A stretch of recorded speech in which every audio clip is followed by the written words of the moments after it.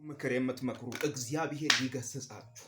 እንዴ እርኩሰት ሲደረግ ያልገሰጸ፣ ዝሙት ሲደረግ ያልገሰጸ፣ ሲሰከር ያልገሰጸ የእግዚአብሔር ወንጌል የመዳን ወንጌል ሲነገር እንዴት ይገሰጻል?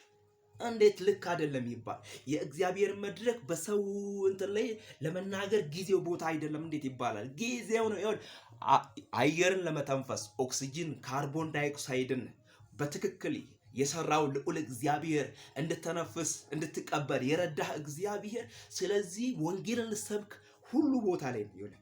በሁሉ ቦታ ጳውሎስ እኮ በቄሳር ፊትም እኮ በእስር ቤት በሮም አደባባይ ላይ እኮ በጣም አዋቂ ነን ሊቅ ነን ከኛ በላይ የሚያውቅ የሙሴን መጽሐፍ የሚተረተር ማንም የለም ባሉበት በእነሱ ፊት እኮ ነው የእግዚአብሔር ወንጌል ያለ ፍርሃት በድፍረት የተናገረው። ለምን የሚያድን ነዋ፣ ለምን የሚያኖር ነዋ። የእግዚአብሔርን ወንጌል ይውለ ስትናገር ይውል የሚንጫጫ ሊኖር ይችላል። ስትሰብክ ይንጫጫል። ይሄ የሰይጣን ባህሪ ነው። የእግዚአብሔር ወንጌልን ስትሰብክ ተቃዋሚ ይኖራል። አልጋ በአልጋ የሚሆን ነገር የለም። ስለዚህ የእግዚአብሔርን ወንጌል እንሰብከዋለን። የሚያድነውን የእግዚአብሔርን ወንጌል እንናገረዋለን።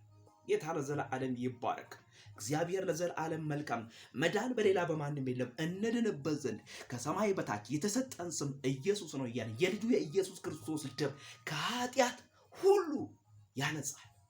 የልጁ የኢየሱስ ክርስቶስ ደም ከኃጢአት ሁሉ ያድናል። ቢፈልጉ ይቀበሉ፣ ባይፈልጉ አይቀበሉ። ቢፈልጉ ያባርሩ፣